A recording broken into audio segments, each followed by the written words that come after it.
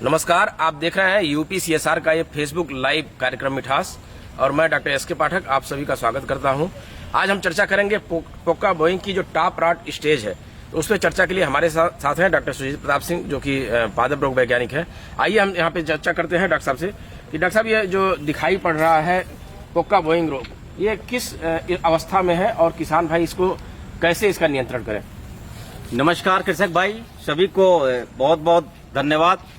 अभी जो वीडियो आप देख रहे हैं ये पोक्का बोइंग से संक्रमित पौधे हैं। अब पोक्का बोइंग की चर्चा अगर हम बताते हैं, पोक्का बोइंग की 3 स्टेज होती है, जो कि शुरुआती अवस्था में इस समय सीवियर कंडीशन पश्चिमी उत्तर प्रदेश में इस समय दिखाई दे रहा है, या यूं कहें जहां जहां पे ससेप्टिबल वैरायटी की बुआई की गई है, जैसे को 0238 की यदि आपने बुआई किया है तो निश्चित रूप से इसमें पोक्का बोइंग की अधिकतम आपतन उसमें देखा जा रहा है। अभी देखेंगे यहाँ पे विभिन्न अलग अलग स्टेजेज पाए जा रहे हैं। शुरुआत में इधर पीछे की तरफ आप देख लें, पोक्का बोइंग के जो शुरुआती लक्षण होते हैं उसे क्लोरोटिक स्टेज प्रथम कहा जाता है, और ये क्लोरोटिक स्टेज द्वितीय में चेंज हो जाता है।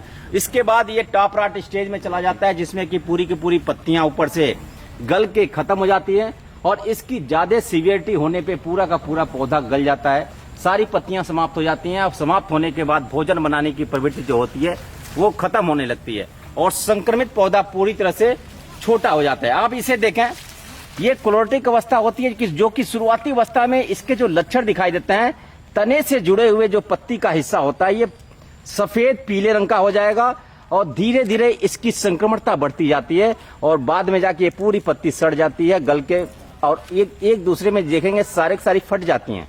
फटने के बाद ये पत्तियां धीरे धीरे समाप्त होने लगती हैं। इसके बाद दूसरी अवस्था में इसका रंग ब्राउन कलर का हो जाता है, जैसे कि इसमें ब्राउन कलर शुरुआत होना शुरू हो गया है, इस तरह से ब्राउन कलर होने शुरू हो जाते हैं। और इसके बाद की जो अवस्था आती है जिसे टॉप रॉट स्टेज कहते हैं, टॉप रॉट स्टेज में जिसे एक्यूट फेज कहा जाता है, ये पोक्का बोइंग की पत्ती संक्रमण के कारण ये पत्तियां नीचे गल के खत्म हो जाएंगी, ये टूट जाती हैं, और ये पत्तियों की जो लंबाई है आप देखो, पत्तियों की लंबाई छोटी हो जाती है, ऊपर से पत्तियां छोटी होती हुई दिखाई दे रही हैं, और धीरे धीरे पूरा का पूरा अगोला इस तरह से पूरा का पूरा जिसे हम टॉप कहते हैं, ये देखिए क्लोरोटिक स्टेज सेकंड की जो बात करते हैं, ब्राउन कलर का आने के बाद ये सड़ के टूट के नीचे गिर जाएंगी, इसमें टॉप रॉट स्टेज आएगा।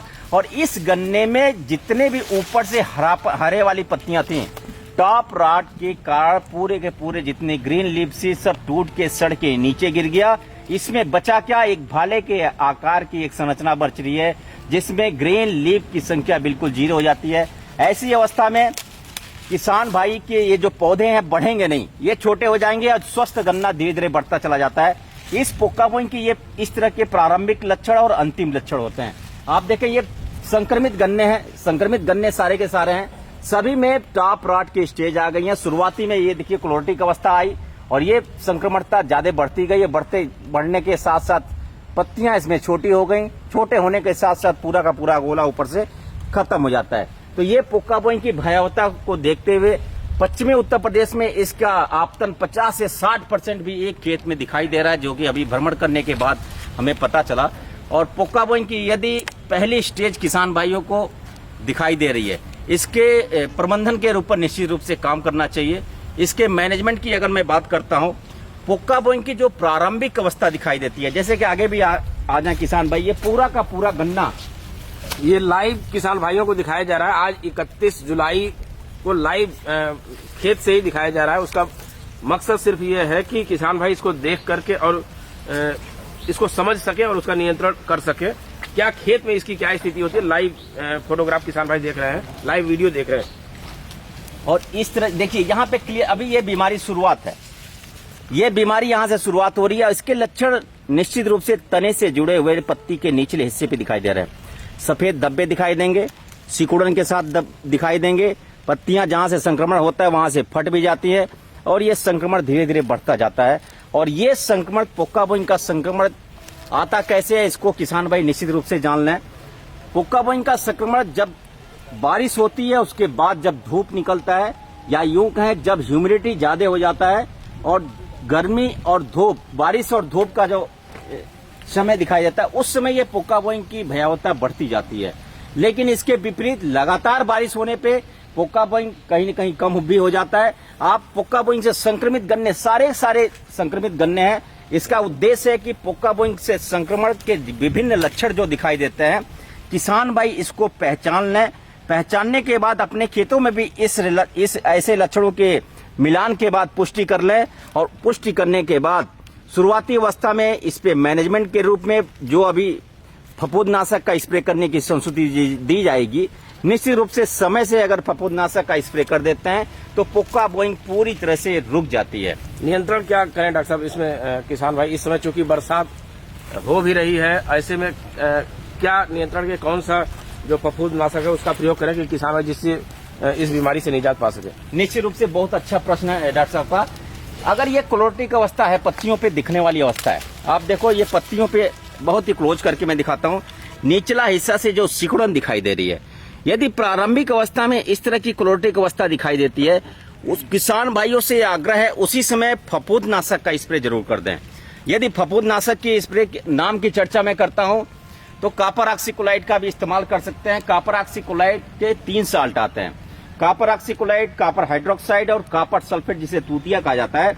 इसका 2 ग्राम प्रति लीटर पानी की दर से अगर स्प्रे कर देते हैं तो निश्चित रूप से 15 दिन के अंतराल पे 2 बार स्प्रे कर दें। एक बार के स्प्रे में ये पोका बोइंग धीरे धीरे समाप्त होने लगता है। 7 दिन के अंदर आप देखेंगे पूरी तरह से समाप्त हो जाता है। फिर 15 दिन के अंतराल पे पुनः इसका स्प्रे कर देना चाहिए, जिससे कि पोका बोइंग पूरी तरह से समाप्त हो जाए। तो ये डॉक्टर साहब ने बताया कि किसान भाई कॉपर ऑक्सीक्लोराइड का 1 लीटर पानी में 2 ग्राम डाल करके और इसका अगर स्प्रे कर दें, इस समय बेहतर होगा कि वो पावर स्प्रे से अगर स्प्रे करते हैं तो आसानी से हो सकता है और इसको नियंत्रण किया जा सकता है। जी, इसके विकल्प के रूप में यदि दवा की मैं बात करता हूँ, विकल्प के रूप में कार्बेंडाजिम 50 WP का आता है, उसका भी हम स्प्रे कर सकते हैं। उसका अनुपात जो रहेगा, सांद्रता जो रहती है, 1 ग्राम प्रति लीटर पानी की दर से अगर स्प्रे कर दें तब भी पोका बोइंग बड़ी आसानी से खत्म हो जाता है। या इसके अलावा मैंकोजेब का भी अगर इस्तेमाल करते हैं 1 ग्राम प्रति लीटर की दर से, तब भी समाप्त हो जाता है। एक और विकल्प की मैं बात करता हूं जिसमें कासुगामाइसिन और कॉपर ऑक्सीक्लोराइड का जो कि 45% और 5% का मिक्सचर होता है, कोनिका के ट्रेड नेम से आता है, उसका भी स्प्रे करने से ये बीमारी पूर्ण रूप से समाप्त हो जाती है। क्योंकि ये गन्ने की लंबाई आप देखोगे, जो स्वस्थ गन्ने हैं, संक्रमित गन्ने हैं, 5 से 6 फीट की लंबाई हो गई है। सामान्य रूप से ये नैपसेक स्प्रेयर से स्प्रे करना, छिड़काव करना बेहद ही कठिन होता है किसान भाइयों के लिए।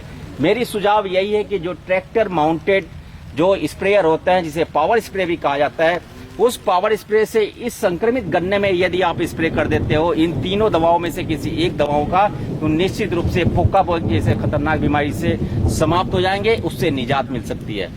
तो मुझे लगता है कि अब किसान भाइयों को पोका बोइंग के लक्षण के बारे में कोई भी संशय नहीं होगा, और मुझे लगता है कि इसको आप लक्षण देख करके और उसका नियंत्रण बहुत ही आसानी से कर सकते हैं।